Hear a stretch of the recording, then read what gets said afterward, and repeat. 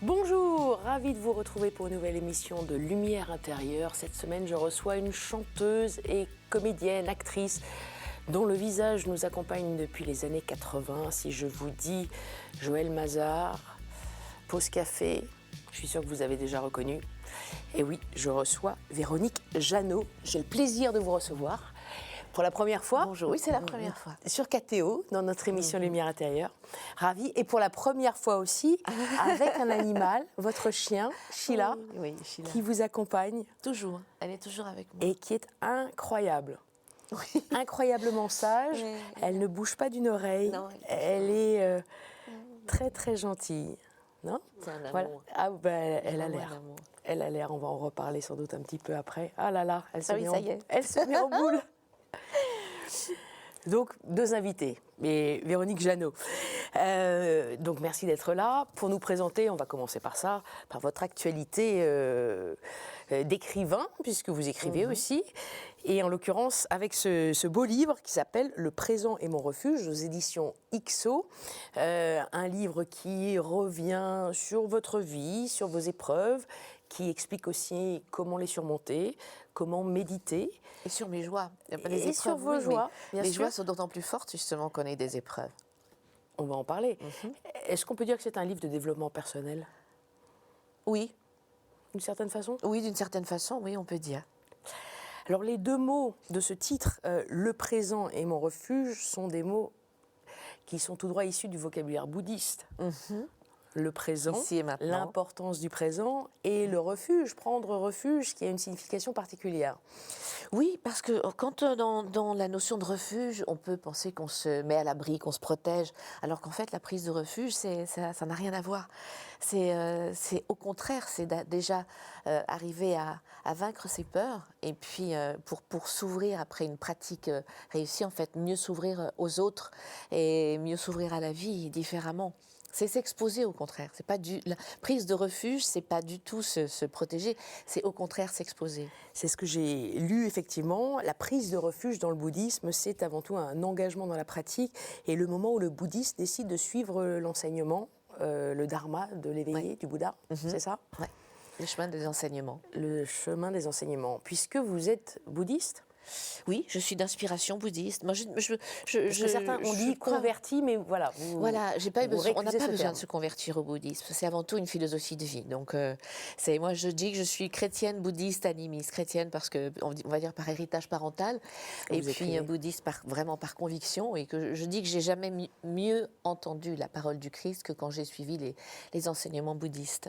Et animiste parce que je pense que Dieu est dans tout, avec cette connexion au grand tout que j'ai vraiment au fond de moi, profondément. Intéressant ce lien que vous faites en disant que vous avez mieux entendu les paroles du Christ depuis que vous êtes bouddhiste. Oui, comment ça ? Je les ai beaucoup mieux entendues. Elles ont résonné différemment, d'une façon peut-être plus pragmatique, n'est pas le mot, mais en tout cas beaucoup plus claire, beaucoup plus clairement.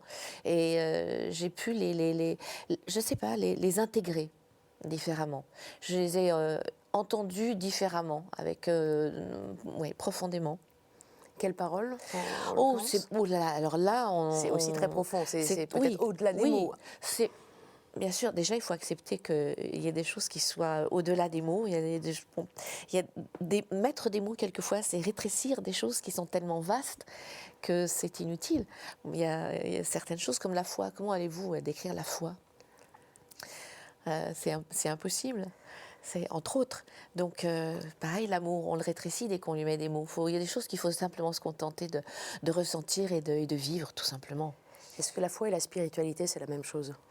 En tout cas, la religion et la spiritualité ne sont pas la même chose. Pardon ? La religion et la spiritualité sont deux choses différentes. Et vous le dites d'ailleurs. La religion devrait être la courroie de transmission de la spiritualité.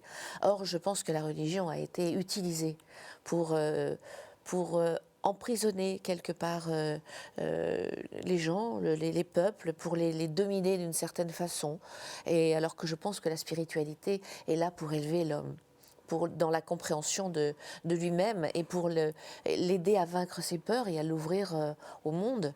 Et alors que la religion, au contraire, est faite pour contrôler. Vous citez David Bowie.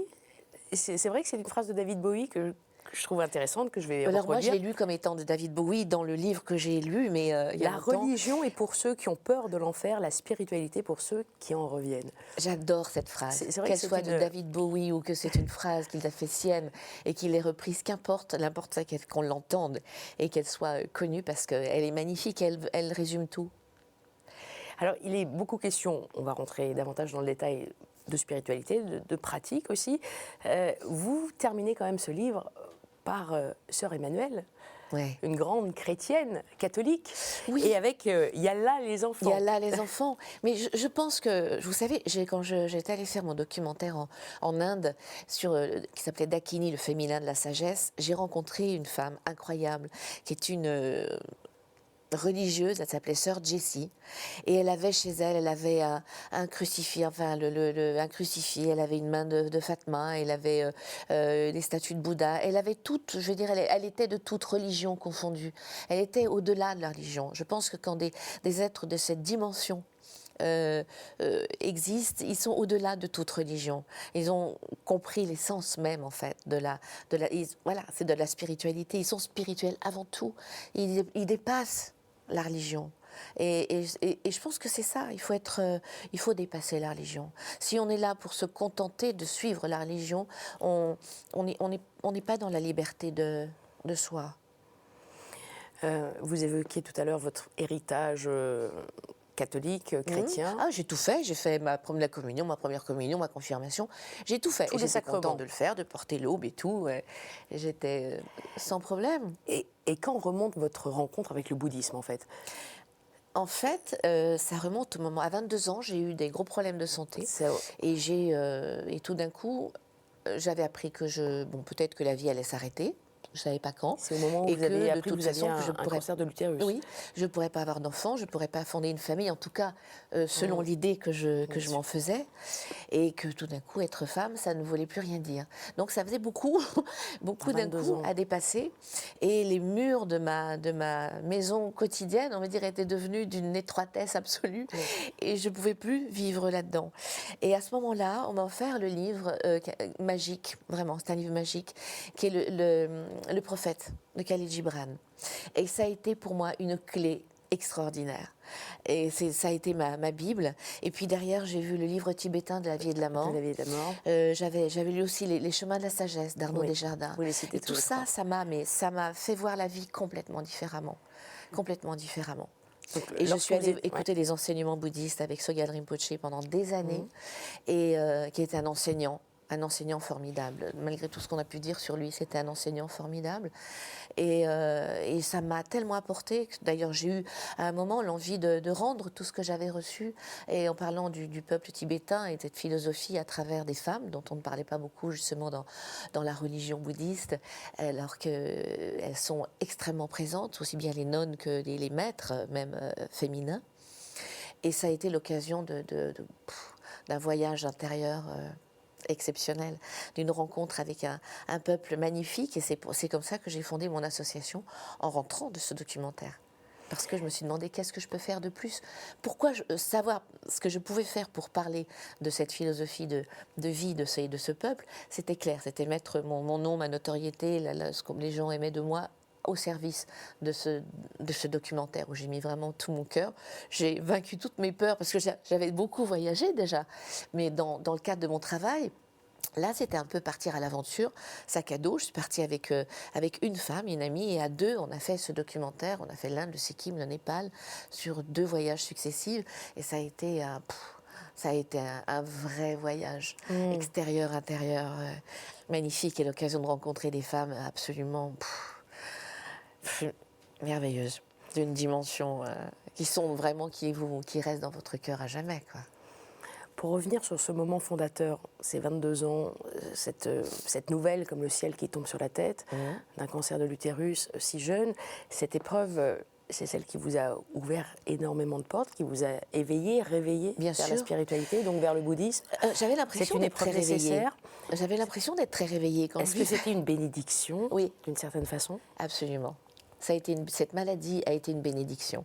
Parce que j'ai rencontré aussi les personnes au bon moment qui m'ont aidé à me sortir de là, à tous les niveaux, physiquement, intellectuellement, philosophiquement, et que ça m'a ouvert des portes magnifiques. Ça m'a ouverte sur la vie, mais sur une autre dimension de la vie, une dimension beaucoup plus grande, beaucoup plus vaste, beaucoup plus ouverte. Et j'ai fait des pas de géant. Et j'ai commencé plus tôt à marcher et dans cette direction. C'est ce qui m'a permis aussi d'aborder les médecines alternatives, de les connaître, de les approfondir, de les vivre dans ma chair et dans ma tête, et d'en connaître les bienfaits à tous les niveaux, et l'importance de la prise en charge qu'on a de soi, de ne pas se remettre aveuglément entre les mains d'une quelconque médecine, de rester, combien il est important de rester capitaine de son vaisseau et de ne jamais Oui, l'oublier. vous l'écrivez ça, et non pas seulement Ça, c'est aux mains des capital. médecins. C'est capital. Et pas parce qu'il y a quand même beaucoup de médecins qui devraient prendre des cours de psychologie. Hein. Et quelquefois dans la façon dont on vous assène les choses. Et moi je l'ai vécu par moi-même, mais je l'ai vécu aussi à travers des gens qui me sont chers, d'une violence parfois. Alors, entre l'annoncer comme un coup de massue qu'on n'est pas du tout, auquel on ne s'attend pas, et puis cacher la vérité, il y a un juste milieu. Bien sûr. Et ce juste milieu, c'est peut-être un petit peu de psychologie, de tendresse, Tout simplement. tout simplement. Mais on est dans un monde, le monde médical n'est pas tendre. Est-ce que vous pensiez que c'était écrit? Oui, je Maintenant, pense. c'est dans votre philosophie, les choses sont, Oui, je pense que écrites les dans le grandes bouddhisme. lignes sont Il y a les un grandes karma, lignes il y a le dharma. sont écrites. Oui, mais dans le mot karma, karma ça veut dire action aussi.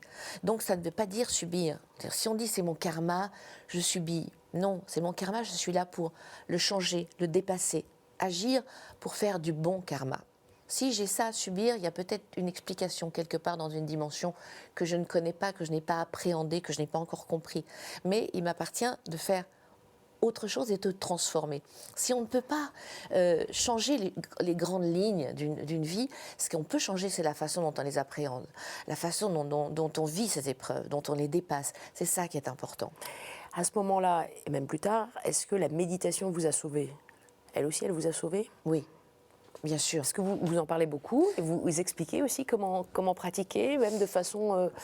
En fait, il y a ce que je pense qui est très important, c'est de vivre d'abord, le premier pas, c'est de vivre en conscience, de se dire je prends conscience de mes pensées, de mes actes. Je vis pas comme ça, je ne pense pas n'importe comment, je ne dis pas n'importe quel mot. Les mots ont une résonance, on a oublié ça. Les mots sont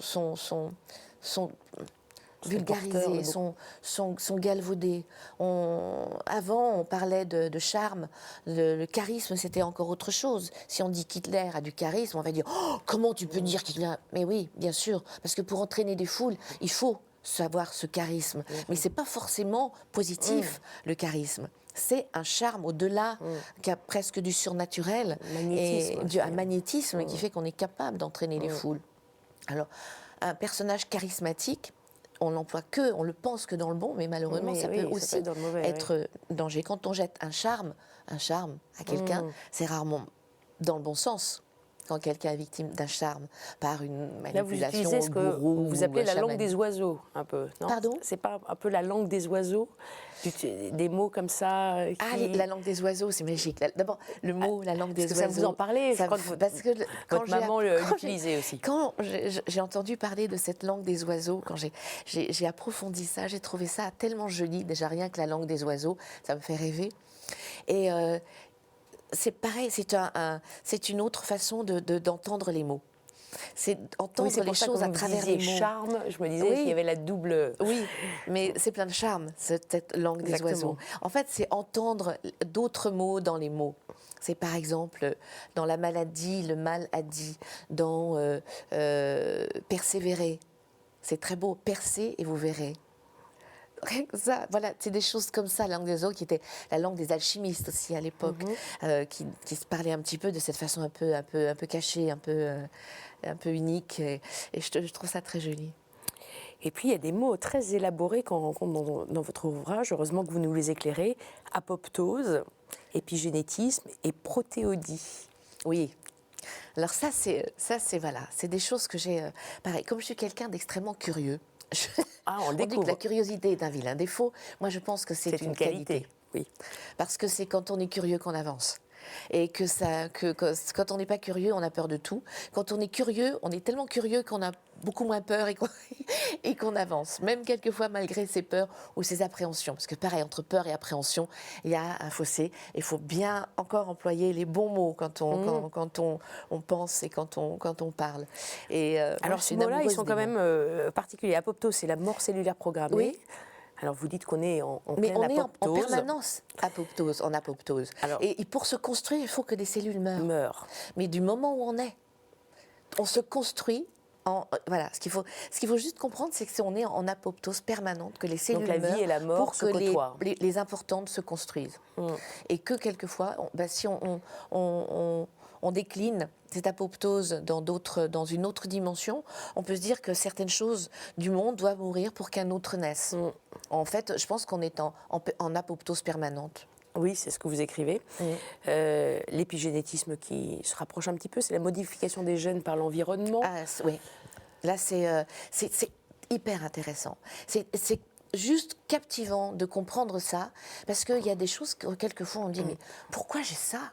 Mais ça ne m'appartient pas, d'où ça vient? Ça vient de... Et en fait, ça peut très bien venir d'une autre vie pour ceux qui y croient, mais tout simplement de votre maman, de votre grand-mère, voire de votre arrière-grand-mère. On accepte de dire qu'il y a des gènes qu'on a hérités d'eux, mais on ne se comprend pas à quel niveau génétique ça peut se poser. Par exemple, j'ai lu des choses extraordinaires là-dessus, d'une grand-mère qui a pu souffrir de la famine, et son petit-fils se trouve à être obèse, qui n'arrête pas de manger. En fait, il mange pour toutes ses grand-mères. Pour toutes ces grand-mères qui étaient affamées. Mais ça s'est transmis. La faim.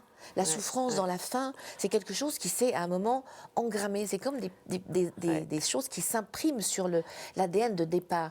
Et ça, ces gènes-là, on peut les changer. C'est ça la bonne nouvelle. C'est qu'il y en a qu'on ne peut pas changer, mais il y a des gènes qu'on peut changer. Et parfois, par la musique, la mélodie, ça c'est la protéodie. Mais ça, on en reparle peut-être tout à l'heure, parce qu'il y a plein de mots assez savants. Savant, oui, protéodie, nouveau. Je ne sais pas si tout le monde... Disons pas savant, disons nouveau. Donc tout ce qui est nouveau peut nous paraître savant, et après c'est juste, ça fait partie là, simplement on n'a pas encore mis un nom dessus. Bon, on va parler d'autres mots ici, parce qu'on a déjà plus beaucoup de temps.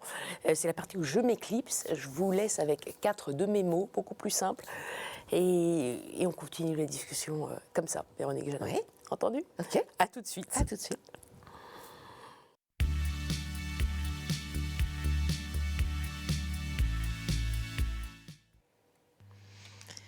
Véronique Jeannot, toujours bien, Sheila, endormie. Pas vous, j'espère. Non, bon, pour tout le va moment, bien. non. Allez, on poursuit notre conversation sur les mots. On parlait des mots. Ouais. Voici le premier que je vous propose, qui est un mot simple, mais qui englobe tellement de choses, et notamment peut-être ce petit chien qu'on voit à l'antenne. Nature, c'est le premier mot que je vous propose. La nature, le vivant, les animaux, tellement de choses. La nature, pour moi, c'est indispensable.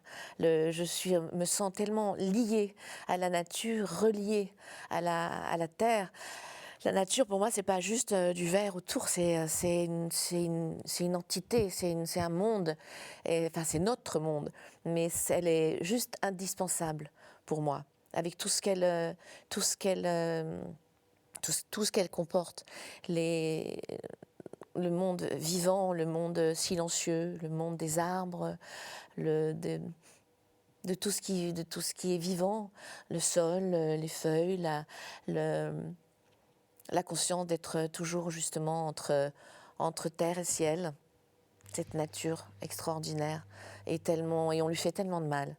Donc c'est-à-dire on ne peut pas parler de la beauté de la nature sans avoir le regret du mal qu'on lui fait et de l'irrespect que l'homme lui inflige. Vous êtes très proche de la nature. Vous conseillez d'ailleurs de méditer dans la nature, près d'un arbre, d'une rivière, c'est votre cas, et une rivière près de chez vous. Ouais. Et on le voit d'ailleurs, vous êtes aussi très proche des animaux. Là, il y a Sheila, vous aviez un cheval, Alboroto, et un lapin, a-t-on dit, et Suzy, c'est ça, hein? Oui, Suzy. Et des oiseaux aussi. On parlait de la Ah langue là des là. oiseaux. Et Ah des là oiseaux là. que vous avez recueillis pendant le confinement. Pendant le confinement, et en débroussaillant, il y a des petits oiseaux, des bébés merles qui sont tombés. Et heureusement que j'ai pu sauver. Et ça a été, à un moment, je dis, c'est mieux qu'un voyage en jet privé, parce que c'est absolument magique. Les petits merles, ça s'apprivoise, mais c'est incroyable ce qu'on peut vivre avec ces petits bouts. Et moi, ils étaient perchés sur mon épaule, sur ma tête en permanence. J'étais à l'étage, ils m'appelaient, ils montaient, ils se perchaient sur mon clavier. C'était incroyable. Et de penser qu'ils étaient complètement libres. C'est-à-dire que les fenêtres étaient ouvertes, les portes ouvertes, ils allaient se balader, mais dès qu'il faisait un peu froid, ils se remuaient à l'intérieur, et dès qu'il pleuvait, ils se trouvaient à l'intérieur, et un peu chaud, ils viennent à l'intérieur aussi. Donc, c'était... C'était leur refuge, pour le coup, c'était leur refuge. Et c'est moi qui ai dû, à un moment, les prendre sur ma main, leur mettre un voile et les emmener à la rivière pour leur montrer que c'était là qu'ils allaient devoir trouver leur espace et leur nourriture, que c'était là leur espace. Parce qu'il faut faire attention quand on apprivoise trop un animal, on le coupe aussi de sa nature, justement, de sa nature première. Et moi, ça y est, je les avais élevés pour qu'ils puissent voler, qu'ils puissent vivre, se nourrir, et il fallait qu'ils partent, et il fallait qu'ils soient prêts à partir, et que moi je sois prête à les laisser partir. Donc ils étaient en liberté, et puis un jour, ils ont été appelés par leur nature. Le premier est parti, il n'est pas revenu, l'autre m'a fait un grand discours, mais à ça, de mes yeux, et elle m'a fait un grand discours, et elle est partie. Et c'était magique. Et ces petits merles se sont envolés. Vous Mais l'écrivez oui, d'ailleurs mais très bien dans votre livre. Qu'un être de l'espace comme ça, qu'un petit être de l'espace choisisse d'être avec vous sans aucune contrainte. C'était un signe, ça aussi. Je ne sais pas si c'est un signe, mais en Vous le tout cas, pensiez c'est... Ces oiseaux recueillis pendant le Je ne sais confinement et pas dont vous si êtes c'est occupé. le signe. Vous croyez au signe?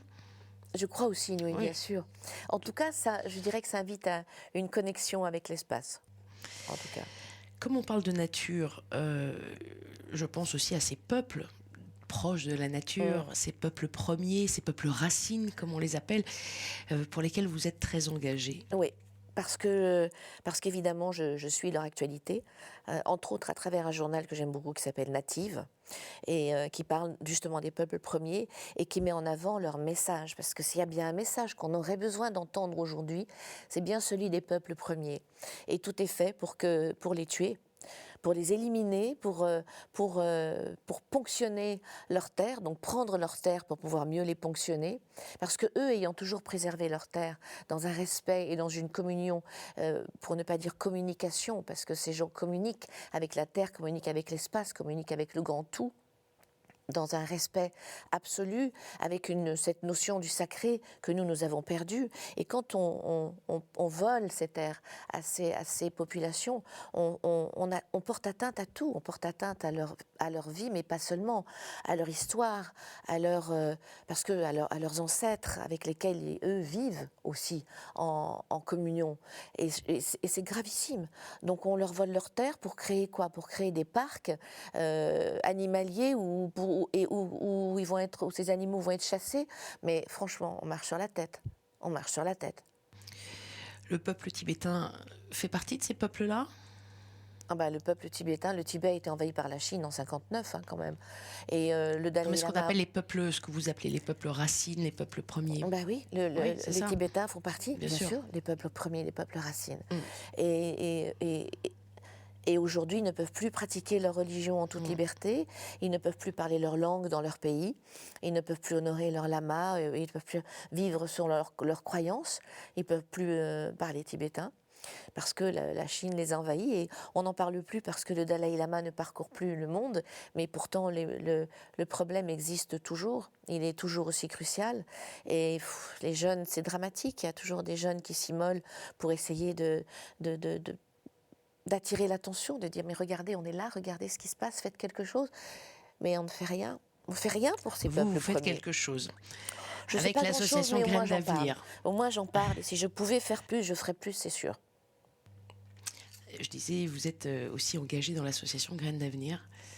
C'est mon association. C'est votre association que vous avez créée. Et donc vous portez cette parole-là. Vous dites d'ailleurs que vous êtes militante. À une question qu'on vous avait posée, on se demandait si vous étiez militante ou pas. Vous avez dit oui, je suis militante de la cause tibétaine. Alors en fait, je me souviens parfaitement quand on m'a posé cette question, ça a été un peu à brûle-pourpoint, ça m'a ça m'a un petit peu interpellée. Et en fait, je crois qu'on n'a pas besoin de montrer le point, de porter des drapeaux pour militer. Moi, je milite en douceur finalement. Mais à travers mes écrits, à travers les associations que j'aide, que je parraine, je milite à ma façon, à travers peut-être tout simplement même dans un comportement au quotidien. C'est pas si difficile de militer. Je veux dire, militer pour l'amour, c'est un comportement au quotidien, on va dire. Alors, on va en parler de ces autres associations et de vos engagements et de votre amour, en fait. Deuxième mot, le mot enfant. Enfant. Il y a cette association Rêve de Gosse aussi, dont vous êtes marraine depuis 20 ans. Il y a ces enfants qui parcourent vos albums, vos CD, Rêve, le dernier en 2020. Oui. Il y a aussi votre enfant, Oui. Migmar, Quelle aventure, ça. qui a aujourd'hui 23 ans, dont 25, vous êtes devenue elle va maman avoir 25 ans dans un mois. 25 ans même, voilà. Et vous, racontez-nous un peu. Ah ben Migmar, c'est mon amour. Mais alors, quand on parlait des grandes choses que je pense qui sont écrites dans une vie, pour moi, celle-ci en faisait partie. Et puisqu'on s'est rencontrés, je l'ai rencontrée à travers mon association, elle avait 8 ans. Je l'ai adoptée quand elle a... Enfin, moi, je préfère dire retrouvée définitivement quand elle est entrée dans ma vie à 15 ans. Ce qui n'a pas été tous les jours drôle, tous les jours facile, parce qu'il y a eu une nécessité de s'apprivoiser mutuellement, aussi bien de sa part que de la mienne, parce que de sa part, c'était nouveau et terriblement déstabilisant. Moi, ça l'était tout autant déstabilisant. Mais, et puis c'était aussi tard dans ma vie, donc ça a été une énorme remise en question à plein de niveaux, parce que franchement, un enfant, c'est compliqué. C'est compliqué à comprendre. Ça redemande faut rebattre. Enfin, en gros, il faut rebattre les cartes. On a un jeu, on est tranquille avec son petit jeu, on dit alors là j'ai le roi de trèfle, la dame de carreau, la dame de cœur, ok, ouais c'est ça me va bien. Ah oui mais non c'est pas comme ça, il faut tout rebattre. Tout, pour avoir et le nouveau jeu, il est tout à découvrir. C'est-à-dire que c'est un peu de l'hébreu pour commencer. On dit oui mais ça je connais pas, c'est quoi? Et puis petit à petit on apprend des cartes, on apprend le jeu et petit à petit ce qui devient problème devient un enchantement. Il faut juste du temps, il faut du temps. Il faut beaucoup de temps et de patience et d'amour. Voilà. Absolument, d'amour, puisque c'était une rencontre avec une personne venue d'ailleurs, du Tibet, donc. Oui. On a oublié de le rappeler. Migmar est tibétaine. Ça a été difficile.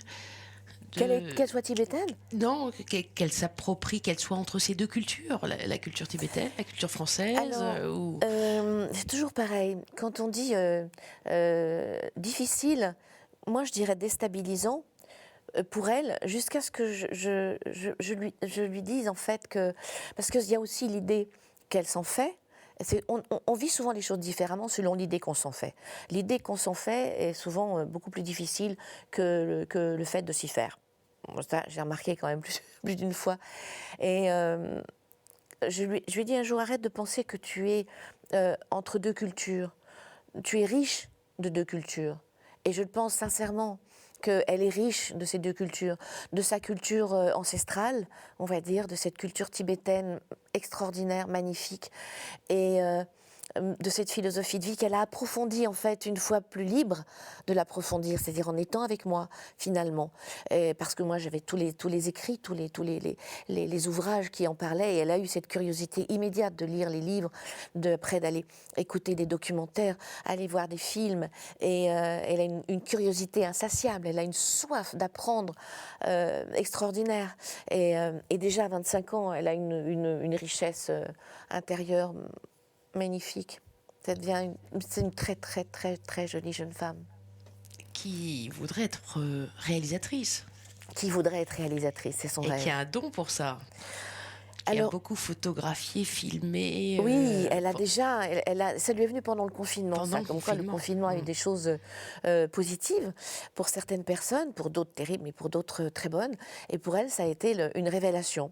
C'est-à-dire qu'elle a pris mon mon GH5 et elle a commencé à filmer des plants de tomates pour commencer, puis après des danses, et en fait, elle s'est rendue compte qu'elle adorait filmer. Et petit à petit, elle s'est rendue compte qu'elle avait envie de raconter des choses, donc de parler de ce dont on n'était pas beaucoup au courant, donc forcément aussi de sa communauté, de la diaspora tibétaine établie en France et dans le monde entier, d'une approche en fait différente aussi de la vie. Et puis de tout, de la vie en général, de la jeunesse tibétaine et autres, des mélanges, de tout. De notre histoire, parce qu'on a ce projet-là, peut-être de faire un... À deux? À deux, peut-être, oui.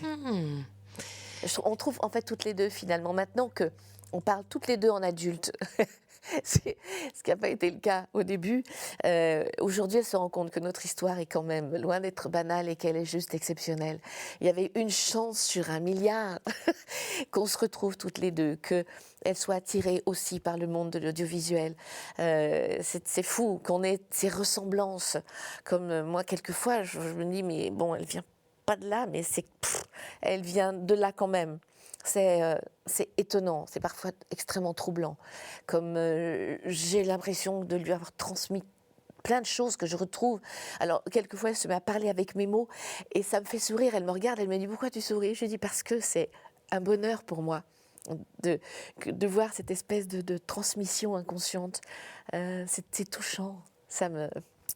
Quand j'en parle, ça m'émeut un petit peu.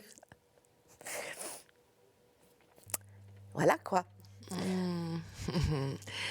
Je vous propose une autre transmission avec ce 3e mot, le mot onde. On est entouré d'ondes. On est entouré d'ondes, des bonnes comme des mauvaises. Les mauvaises, on n'en a même pas conscience, et les bonnes, on n'en a pas non plus conscience. Donc il faut s'y intéresser.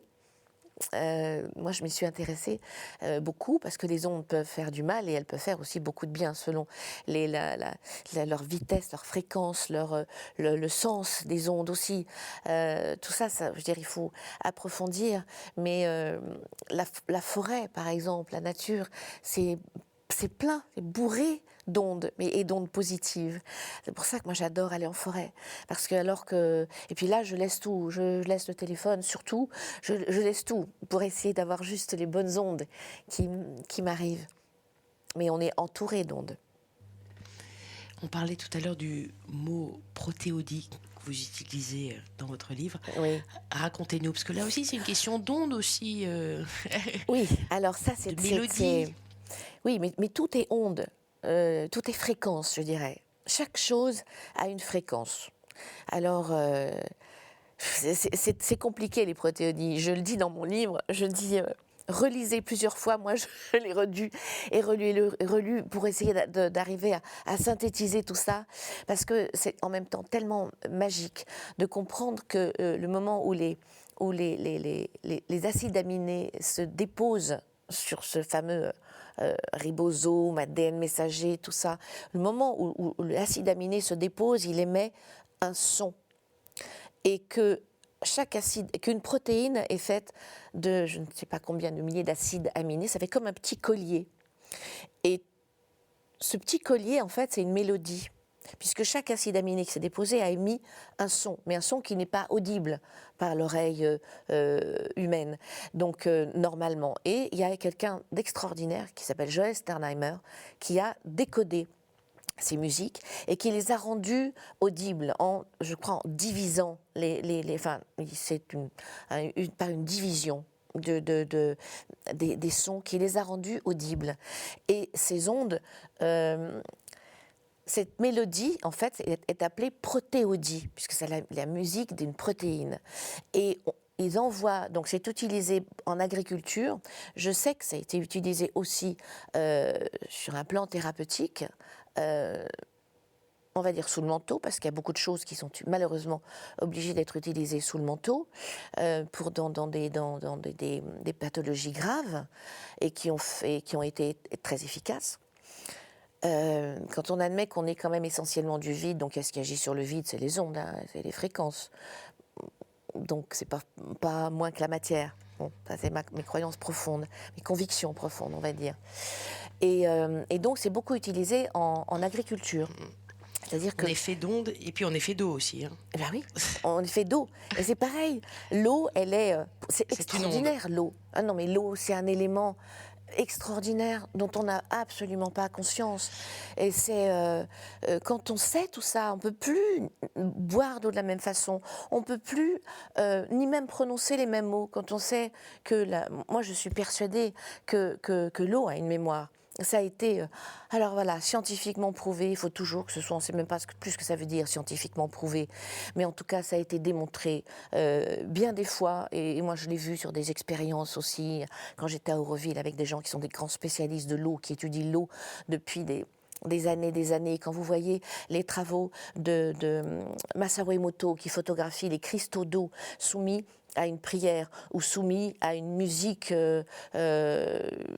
très désagréable ou violente, les cristaux sont complètement différents. D'un côté, on a un joyau, et de l'autre côté, une espèce de tourbillon. C'est impressionnant. Mais c'est fabuleux de voir ça. Moi, j'invite tous ceux qui peuvent entendre à aller voir les travaux de Masaru Emoto et de voir ce que c'est que les cristaux d'eau qui ont été donc congelés et photographiés. C'est magique. Et justement parce qu'on est fait de 60% d'eau, nos pensées sont importantes. Parce que notre pensée, c'est une onde. Et quand on pense colère, quand on pense haine, eh ben, ça s'inscrit en nous. Donc pour notre bien-être, c'est important de penser positif, c'est important de penser amour, c'est important de penser joie, c'est important de se mettre dans un état joyeux tant qu'on peut le faire. D'être dans la gratitude, c'est des mots magiques ça. Et quand on pense comme ça... Ça fait partie d'une tête de chapitre, gratitude. Ouais. Bah oui, parce que... remercier beaucoup. Ah, moi je remercie tout le temps. Tout le temps. Je suis en gratitude chaque jour de ma vie. Quand je marche, quand je peux courir vers un ami, quand je peux claquer ma porte, courir, descendre l'escalier, monter l'escalier comme je veux, parce que ça veut dire que mon corps va bien, que je peux échanger, ça veut dire que je n'ai pas de problème de parole, que je ne suis pas touchée par une pathologie quelconque, que je suis dans mon lit juste pour me reposer et pas allongée dans un lit en étant malade. Je n'oublie jamais ça. Et ça... La santé, c'est un cadeau, mais c'est un cadeau.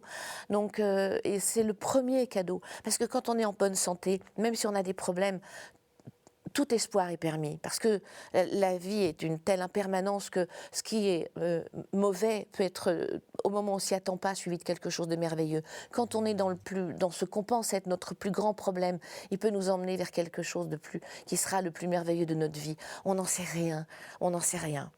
Donc oui, je suis en gratitude et aussi envers les gens qui m'ont, à un moment, qui ont été importants dans ma vie, que ce soit au moment les plus durs de ma vie, quand j'ai été malade, mais aussi ceux qui ont été... là, quand j'ai commencé ce métier, comme Cécile Aubry, qui m'a fait confiance sur ce premier rôle, bien sûr, je suis en gratitude contre les gens que j'ai rencontrés et qui ont été importants dans ma vie. Et il y en a qui ne mesurent pas l'importance de la gratitude et qui, parce que ils ont rencontré une personne au moment qui était un peu où ils n'étaient pas dans le meilleur de leur forme, ils n'ont pas envie de revivre ça. Mais si, il faut le revivre. Et si, il faut être en gratitude par ces gens-là qui vous ont donné le meilleur d'eux-mêmes à un moment où ils ont juste cru en vous, où ils ont juste eu envie de vous donner un sourire, juste eu envie de vous donner un conseil, gratuitement, comme ça. Mais il n'y en a pas tant que ça. Des occasions pareilles, des rencontres comme ça dans une vie. Il n'y en a pas tant que ça. Gratitude et onde aussi envers votre maman ?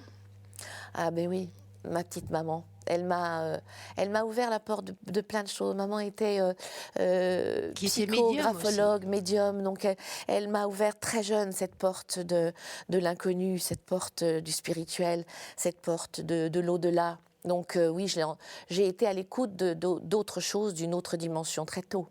Je la remercie tous les jours de ça, ma petite maman, bien sûr. Et puis elle m'a aussi donné l'amour des mots. Maman écrivait merveilleusement bien et elle avait toujours un langage très châtié, pas du tout prétentieux, pas du tout, mais châtié, c'est-à-dire choisi. Elle avait des mots choisis. Et papa aussi, d'ailleurs, avait des mots choisis. J'ai eu cette chance C'est une chance. Moi, j'ai une gratitude infinie envers mes parents. Parce que d'abord, ils m'ont donné énormément d'amour quand je suis née. Et je crois que l'amour est la chose la plus importante à recevoir dans une vie. Quel que soit l'âge où on le reçoit. Mais quand on a la chance de le recevoir enfant, c'est un bagage qui n'a pas de prix. Je vous propose de... Et l'amour, c'est une onde aussi, c'est clair. Oui. Alors, le quatrième mot, ça peut être aussi un synonyme d'amour. C'est Dieu. C'est Oui. Dieu. Bien sûr, c'est synonyme d'amour. Voilà, quand on parle des choses sur lesquelles on ne peut pas mettre de mots, moi je ne mettrais aucun mot sur Dieu. Parce que Dieu n'existe pas dans le bouddhisme. Non. Non, Dieu n'existe pas en tant que créateur de tout. C'est la grande différence entre la chrétienté et le bouddhisme. C'est la grande différence. Sinon, il y a tellement de valeurs qui se retrouvent, de valeurs communes, tellement, mais mais qui passent par une véritable intégration, compréhension par le différemment. On l'intègre autrement. On nous apprend à l'intégrer par le cœur, par l'ouverture, et pas par les mots et pas seulement par des prières dont moi je ne crois pas aux prières qu'on dit machinalement. Et les mantras. Oui, les mantras. Mais il faut qu'on sache ce qu'on dit aussi. quand on dit les mantras. Les mantras, ce sont des prières.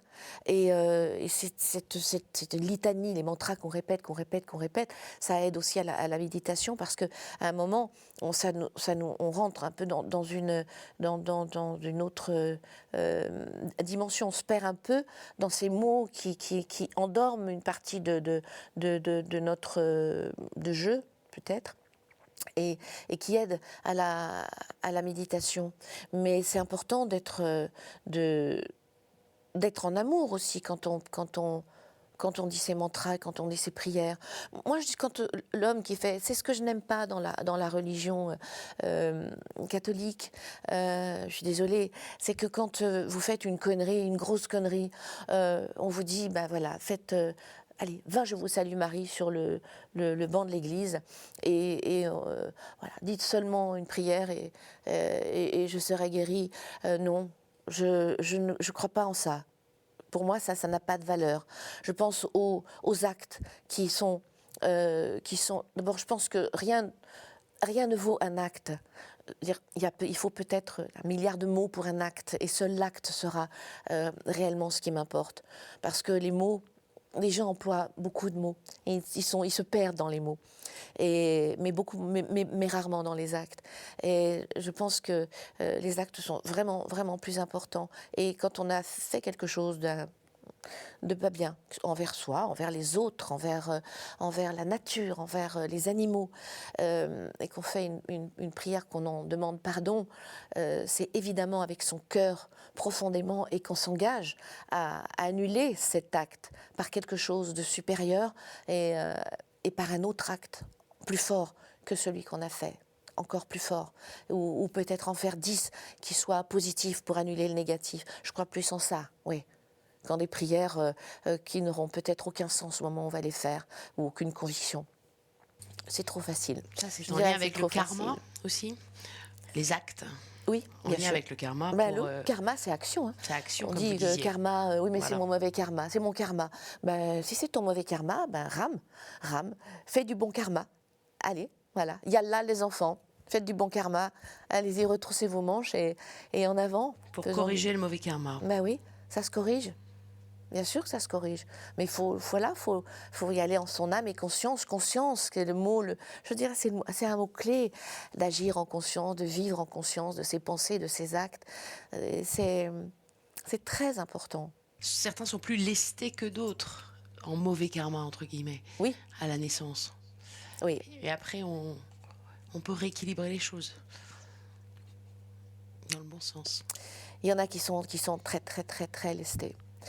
Et c'est vrai. Et en même temps, c'est fou parce que moi, je parraine une association qui œuvre à travers le cheval, donc qui est Normandie Dressage et qui compète et qui ce sont des athlètes, en fait, de l'équitation qui sont handicapés pour certains très très très fortement.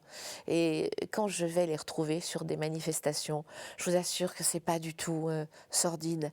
Ils ont une banane, ils ont une force de vie, un sourire, mais extraordinaire. Quand je vais dans ces concours les accompagner et que je vois tous ceux qui les entourent de tous ces pays qui ont quelquefois des pathologies, des handicaps, mais on se dit, mais comment font-ils réellement? Mais ils font. Quand j'ai plein d'images de ces athlètes incroyables que j'ai rencontrés, qui sont des athlètes du cœur, des athlètes du mental, mais absolument extraordinaires. Moi, pour ces gens-là, j'ai un respect, mais sans nom. Et je vous assure que vous ressortez de là, c'est pas du tout, vous n'êtes pas plombé, hein, ils sont magiques. Ils sont incroyables. Et il y a des gens qui ont été atteints justement, qui ont été victimes d'un handicap qui peut nous toucher tous demain.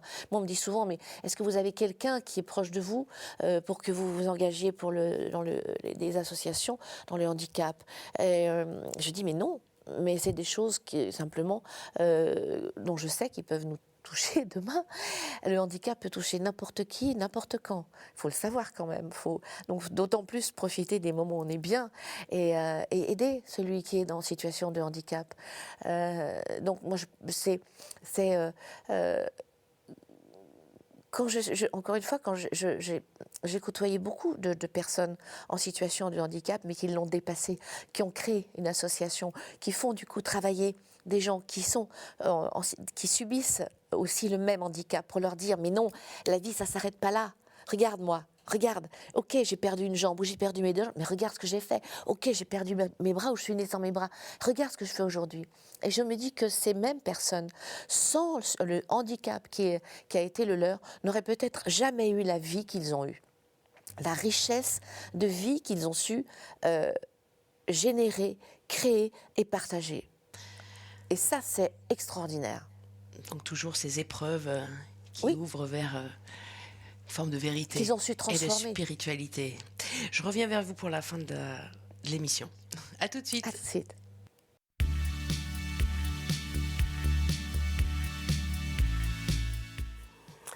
Alors Véronique Jeannot, je suis de nouveau en face de vous. Comment avez-vous vécu cette expérience? Ah ben c'est particulier d'avoir personne en qui mais des mots. Mais des mots. Mais c'était intéressant. Quel est le mot qui vous a le plus frappé, marqué? Vous aviez envie de dire quelque chose de plus sur le mot Dieu, sur lequel nous avons conclu. Oui, c'est qu'en fait, moi, je ne veux pas le limiter. Il y a trop de gens qui le limitent.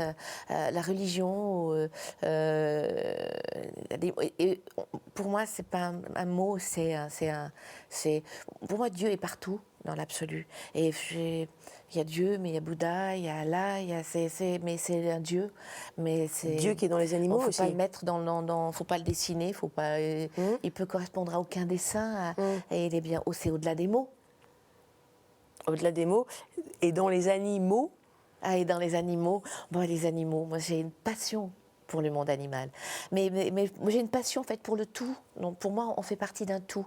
Et ce tout, il appelle le respect de toute forme de vie, qu'elle soit animale, végétale, humaine. Je les place au même rang.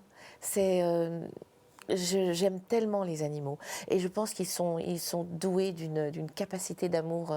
Ils ne se posent pas de questions, ils donnent. Il faut dire que Sheila est d'amour particulièrement oui, incroyable. Elle n'a pas bougé d'une oreille, elle dort. Ouais. Juste un tout petit dernier mot avant de conclure. Petite question. Vous avez un pendentif autour du cou. Est-ce que vous nous permettez de le voir et de nous expliquer de quoi il s'agit? Ce pendentif, c'est mon pendentif au sens. Et il a plein de symboles, il est informé, c'est un peu la médecine de l'âme au centre, c'est tous les plans sur lesquels on évolue. Et c'est un peu mon doudou, c'est mon protecteur. C'est votre protecteur. C'est mon rappel aussi, voilà. De tous les plans sur lesquels on est et qu'il ne faut pas oublier. Merci beaucoup, Véronique Jeannot, pour ce Ben, ça a été partage. avec plaisir. Également, je vous conseille de lire son dernier livre, Le présent est mon refuge, aux éditions XO. On se retrouve la semaine prochaine. Comme d'habitude, vous pouvez retrouver l'émission sur kteotv.com. Très belle fin de semaine. Merci beaucoup.